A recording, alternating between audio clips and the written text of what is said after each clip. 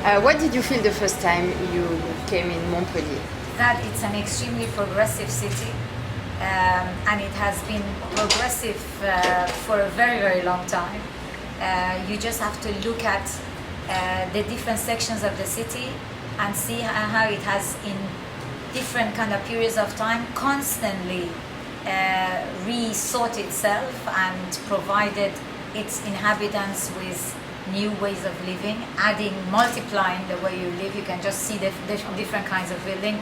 You can still live in the city center, but you can also live close to here, and they provide you with different kinds of ways of living. And I think that's what a good city is about, to give people choice. And so now you are part of the project of Montpellier with the Folie Divine. Yes, and I think that's really an amazing opportunity to be able to reflect on its history and to add to it, to add yet another way of living to Montpellier. So in 3 words, what are they for describing the Folie Divine?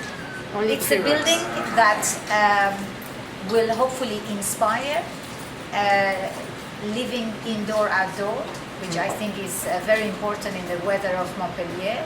It's a building that will give its residents a lot of privacy, because in communal residential buildings you have to live with others, but I think your privacy should also be respected.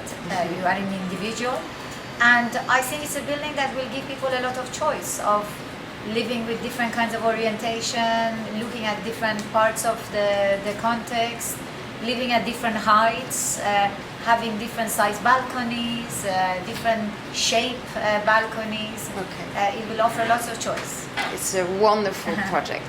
So we are used, when we receive famous architects like you, to pop 3 questions. Like the first one, if you were a chair, which one would you be? Well, it essentially depends on if the chair is for eating at the dinner table, or like the more beautiful, like the one you found like, wow, it's a very beautiful chair. I don't think of beauty as a separate factor. So I would probably choose a different chair whether I wanted to relax and read a book or sit at a dining table. I think dining room tables are very difficult. Yes, it is. They are really not easy because you don't want them to be chunky. There are many of them usually around the table, so you don't want them to be too busy. You want them to be comfortable. I like them stackable. So the latest chair that I like is one designed by Norman Cherner, and it's his dining table. It is closest in look to a Jacobson, the series that he did with the stackable chairs, but I think it's more minimal, and it's really beautiful, but it's not just about the shape alone. Okay. It has a wider shoulder where you need to rest, and it's tiny around the waist, whereas the Jacobson chairs are always more or less the same around the waist of the chair, and they kind of play with the shape of it on top, which is really a shape-making exercise. I think the Norman Cherner chair is just what it needs to be. Okay, good. And if you were a light? If I were a light, a lamp or I love the Castiglioni lights, which are of course not new, but I think they are still beautiful. They are almost industrial objects. We have a lot of choice with bulbs.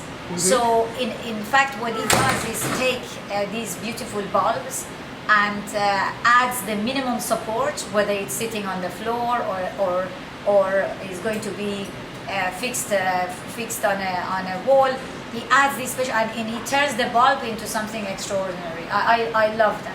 Okay, and finally, if you were a book? A book. I like books that allow you to read them in different ways, not books that just tell you a story. I find myself going back and back to them, and depending on what I'm interested in at the time, I read them in a different way. And they act almost like a manual. And there are, it depends whether you look at a philosophy book or a science book or an architecture book. I think each one of these fields have these kinds of books. Yes. So maybe in philosophy it would be 1,000 Plateaus by Gilles Deleuze. Maybe it would be the arcade book of Benjamin. Maybe it would be the SMLX of So for you, Rem Koolhaas. for everything, the use is first, and then you find materials. I think objects always have a use. I mean, Yes, but when we hear you, yes. for the residents, for the book, for the chair, for the lights, every time it's first the use, and then First at the end use, it's wonderful. But it's true, but I don't look at the use in as if there is a fixed way of looking at it. So I think what a designer or an architect brings to a use is a way to give that use a certain kind of life, to allow it to manifest itself in one way versus the other. So I don't look at use as a kind of as a fixed thing, but the base from which the platform from which our ideas, germinate from.